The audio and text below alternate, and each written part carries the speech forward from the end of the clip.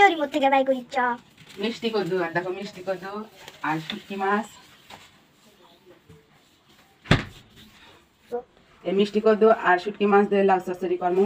আসসালামু আলাইকুম, সবাই কেমন আছেন? আশা করছি ভালো আছেন। আপনাদের দোয়া আমিও ভালো আছি। আমাকে ভিডিও দেখার জন্য আমাকে পাশে থাকুন। দেখেন আমরা কেমন করে লাউ চচ্চড়ি শুটকি মাছ দিয়ে রান্নি। লাউটা এখন কাটে নেবো।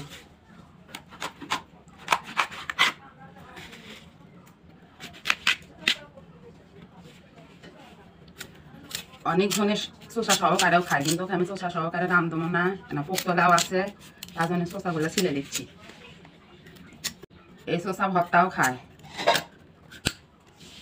আপনারা চাইলে শসা ভালো করে ধুয়ে দেওয়ার পারেন, পরে ভর্তা বানাও খাওয়ার পাবেন। পাতলা পাতলা করে কাটে নেব।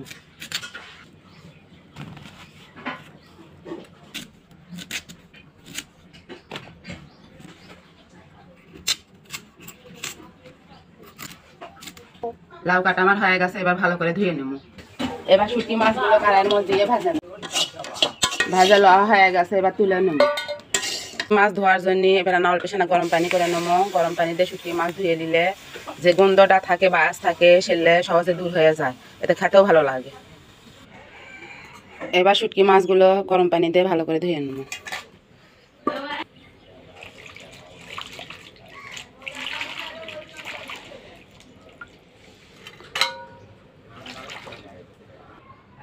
শুটকি মাছগুলো আমি ভালো করে ধুয়ে নিয়েছি। দেখেন লাউ আমি ভালো করে ধুয়ে নিয়েছি। দেবো হলদি গুঁড়ো, পেস্ট করতে। তারপর লাউগুলো ভালো করে মাখিয়ে নেব। দেবো তেল। এবার শুটকি মাছ দিয়েও লাউয়ের সাথে মাখিয়ে নেব। মাখিয়ে লওয়া হয়ে গেছে, অল্প সানা পানি দেবো, কৃষক লাউয়ের থেকে অনেক পানি বের হয়।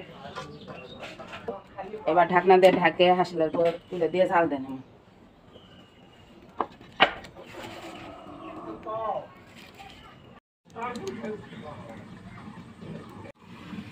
ঢাকনাটা খুলে আপনারাও মাঝে মাঝে একটু লাউটা লাড়ে দেবেন, যেন নিচে লাগে না যায়।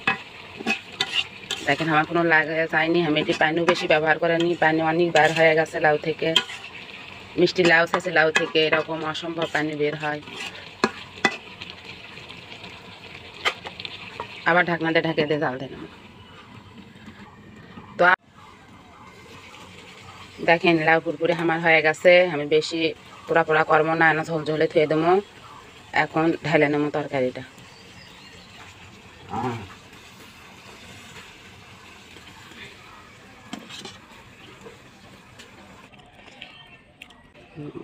দেখেন আমার এক থাল লাউ পুরপুরি হয়ে গেছে। তা আপনারা ইঙ্গে করে রান্না খাবেন। লাউ দিয়ে আপনারা কী খেতে পছন্দ করেন অবশ্যই জানাবেন। ভালো থাকবেন, সুস্থ থাকবেন। আল্লাহ হাফেজ।